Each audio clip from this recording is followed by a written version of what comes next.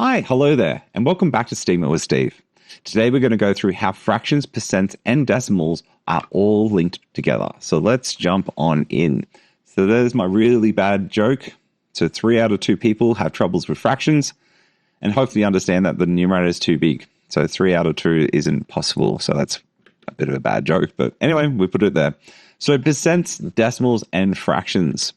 If we had 50%, so 50 with a little percent sign at the end, that's the percent version. Then if we wrote that as a decimal, it would be 0.5. And then if we wrote that as a fraction, it'd be a half. Now, there's a really important reason why we have these 3 different ways of representing the same thing. When we say 50%, it gives us a way of reasoning and sharing that value with other people. So if I said I got 70% on an exam, straight away people understand that I got 70 per 100 of the different options out there. Whereas the decimal, 0.5, is used a bit more for statistics and mathematics and trying to calculate the percent. And then a fraction is used to calculate the percent originally. So using the whole values of, so if you got, 30 out of 40 on the exam, you can use the numerator and the denominator to work out what that percent is to come back. So for fractions, we're just going to recap what we've understood for that. We've done reducing fractions. So 10 out of 35, you can divide the top and the bottom by 5. So you get that down to 2 out of 7. And then we did graphically, we looked at that. So if you divide the top and the bottom by 4 with 8 over 12, you'd see that there's 3 separate groups, and then 2 of those groups are filled in. So therefore, 8 out of 12 is the same as 2 out of 3. We've also then done reducing fractions. So to reduce a fraction, we talked about the first 4 prime numbers. So 2, 3, 5, and 7. So if you ever get stuck, you just keep dividing by those, and you'll probably get down as small as possible, unless it goes above 100. So then we had 16 over 40. We look at both the top and the bottom. We can divide them both by 8. But if we don't know that, we can see they're both even numbers. So we could divide them both by 2, which then gives us 8 over 20. We can then divide them both by 2 again, which gives us 4 out of 10. And then 2 one last time, which gives us 2 out of 5, which gives us the same as if we just divided by 8 at the start. So we can't divide by 2 anymore, can't divide by 3, can't divide these by 5, and we can't divide them both by 7. Have a go at that one. So just pause the video and see how you go. Cool. So if you remember your time, you should see that's 45 minutes out of 60, or the same as 3/4 of an hour. But if you can't see that, you can also divide them by both by 15. Or we go to our little sieve. So we can't divide them both by 2.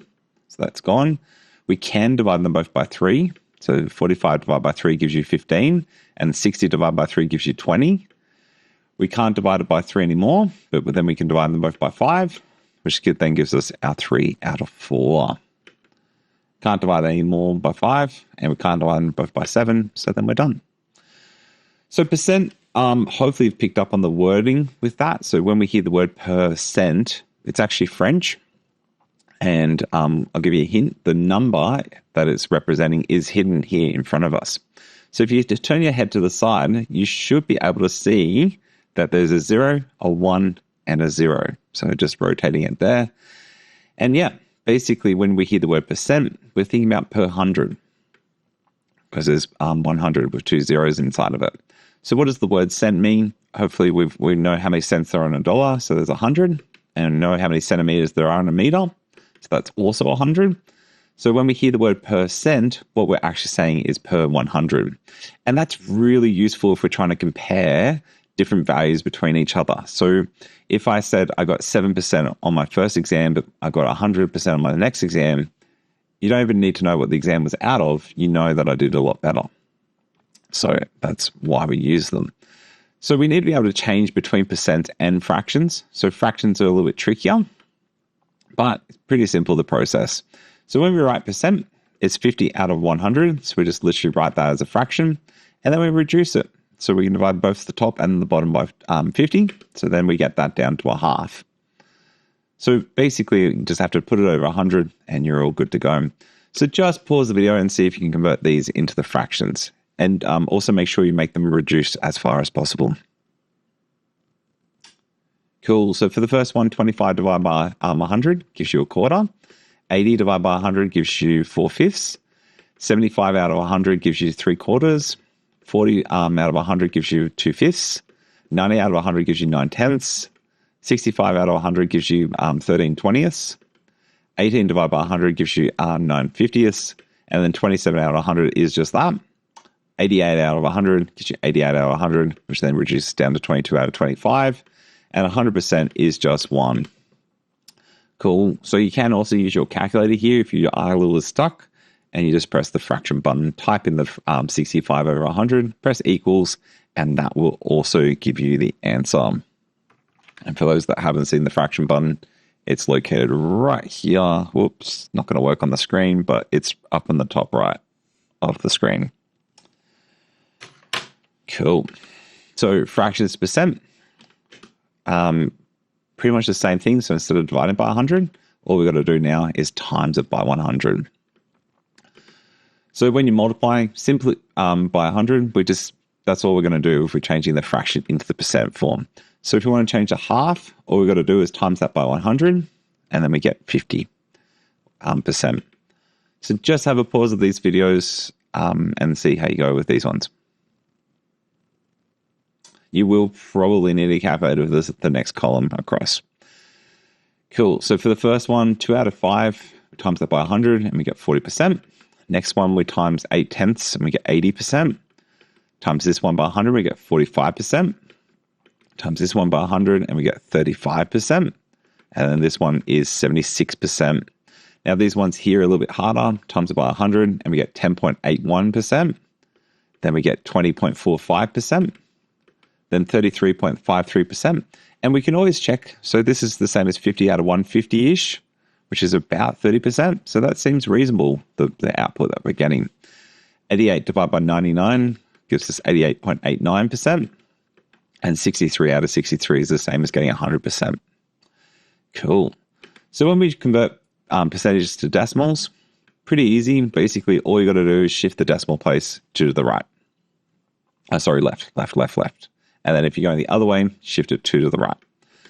So basically, we've got a number, and we shift it 2 zeros because there's 100. So because we're dividing by 100, we just do those 2 loops to come back. So if we had 50%, the decimal point's at the end there, and we're just going to shift it 2 to the left. So 1, and then 2, and then that is the decimal version. Notice that I got rid of the 0 because we want to make it more efficient, unless it says to 2 decimal place. So 38% to a decimal, we put the decimal point in, we shift it 1, 2, and then we got 0.38. If we want to change 97%, we put the decimal point in, we shift it 1, and then 2, and we get 0.97. And then this is where people usually muck up with this. So a lot of people will go, that's 0.5, but they haven't done 2 loops. So 5%, the decimal point goes there, it shifts across once, and then if there's a gap, we fill in the blank. So we put in a 0, and 5% is the same as 0.05. Cool. So just pause the video, have a go at these ones. Cool. So the first one is 0.25, next one is 0.8, next one is 0.75, 0.4, 0.9, 0.65, 0.18, 0.27, 0.88, and just 1. Cool. So let's have a go at this one. So just pause the video to see if you can fill in the blanks where there's gaps. Cool. So if you had 1 whole, that's just going to be 1 again. A half is the same as 0.5 as a decimal. A third is the same as 0.3 repeating. Quarter is the same as 25%. 1/5 is 1/5. 1/10 is the same as 10%. And 1/100th is the same as 0.01. So a little bit of a problem solving question here, and just pause the video and have a go. So I'm going to read this through. Imagine you're working as a data analyst for a large sports statistics company. You are currently analyzing the performance data of basketball players from various teams. One part of your analysis involves comparing shooting accuracy between different players. The data you've received is mixed, some in decimal form, some in percentage, and others in fractions. You receive data for 3 players. So player A has a shooting accuracy of 0.785, player B has 78%, and player C has 39 out of 50. You need to standardize all this data in a single format to make an accurate comparison.